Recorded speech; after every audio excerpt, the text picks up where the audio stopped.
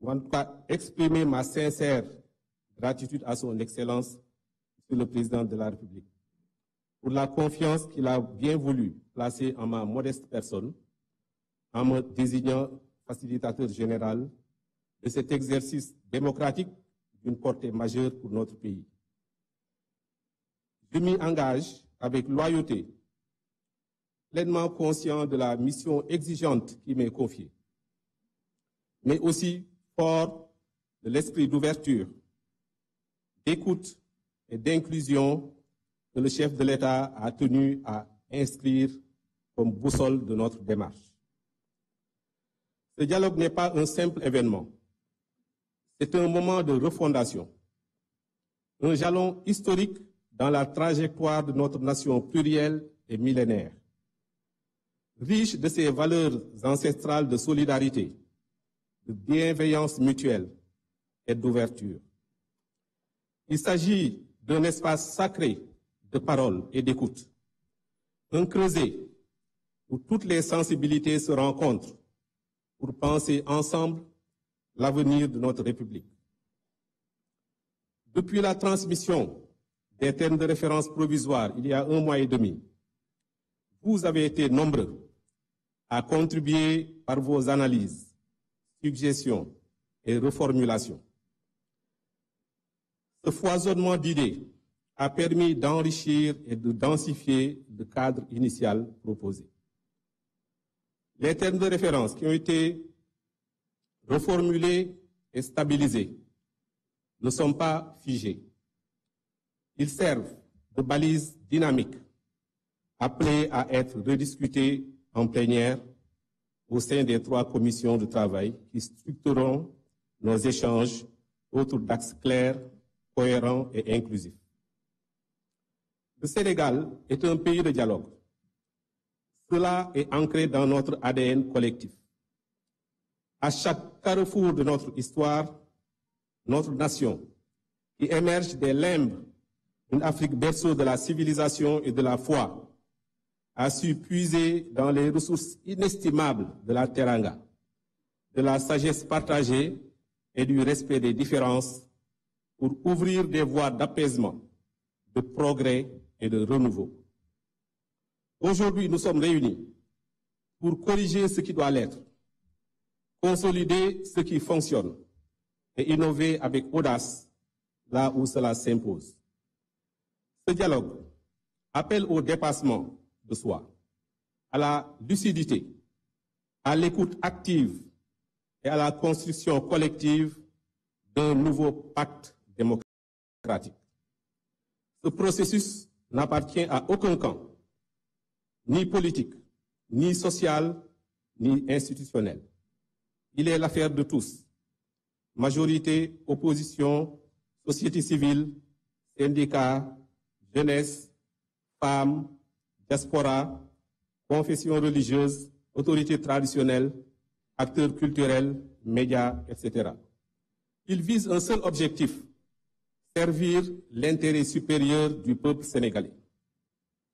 Conformément aux objectifs définis, ce dialogue vise à évaluer de manière lucide les forces et faiblesses de notre système politique, les convergences structurelles et les désaccords circonstanciels, formuler des réformes structurantes et prospectives en faveur d'une démocratie plus participative et plus sincère et d'un état de droit plus robuste. Renforcer considérablement la confiance des citoyens dans les institutions qui régissent et régulent le processus électoral. En acceptant cette mission, je ne poursuis qu'un seul agenda, celui du Sénégal. Mon rôle sera de garantir, avec l'appui des services étatiques, les modérateurs et les rapporteurs, un cadre de confiance sécurisé, inclusif et respectueux, propice à l'expression libre de toutes les voix, dans la dignité et sans crainte d'exclusion.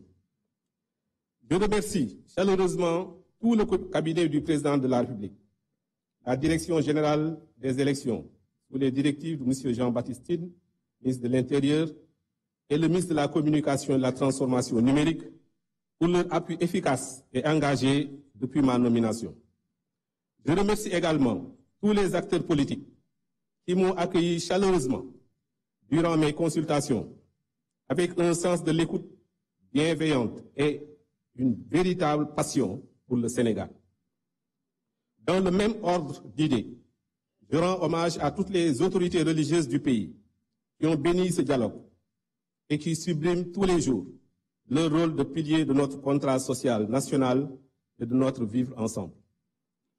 Je me réjouis d'avoir pu rencontrer et échanger avec les organisations de jeunes qui, à Guédiawaye, mais également les consultations régionales organisées dans les 14 régions du Sénégal par la plateforme des acteurs non étatiques, à travers l'initiative DISO, l'espace de la twittosphère et surtout la plateforme Djubonti ont largement participé à ce dialogue. Dans la même veine, d'autres organisations de la société civile se sont également fiévreusement mobilisées pour apporter leur contribution en produisant des propositions sur toutes les questions que ce dialogue va aborder. Les initiatives de sursaut citoyen, du COSC, de l'IPAR, du réseau sénégalais des think tanks, du rapport alternatif sur l'Afrique, de l'initiative Mesure, du consortium Jeunesse Sénégal, du Forum civil et de beaucoup d'autres organisations rendent compte de la proactivité de la société civile et de son expertise. Les médias également n'ont pas été en reste. Plusieurs principes fondamentaux guideront nos travaux. La transparence, afin que chaque étape soit intelligible et accessible à tous, y compris à nos concitoyens qui nous suivent avec espérance. L'inclusion, car aucune voix, aucune sensibilité, aucun territoire ne doit être laissé en marge. L'objectivité, pour que nos diagnostics soient fondés sur les faits et non sur les postures. L'engagement, car nous sommes ici non en tant que spectateurs, mais comme acteurs du changement. Notre peuple nous observe, il attend des résultats concrets, des institutions stables, crédibles et équilibrées, un système électoral transparent, fiable et consensuel, qui inspire confiance à tous les acteurs, un cadre démocratique renforcé, garantissant les libertés fondamentales dans le respect des règles, un système politique tourné vers l'avenir, capable d'anticiper les transformations majeures induites par le numérique, l'intelligence artificielle et les mutations géopolitiques. Une gouvernance plus proche des citoyens, plus équitable, plus éthique, plus efficace. Ce dialogue est un rendez-vous avec l'histoire de notre pays, mais également de toute l'Afrique, qui nous considère comme une locomotive démocratique, historique et crédible.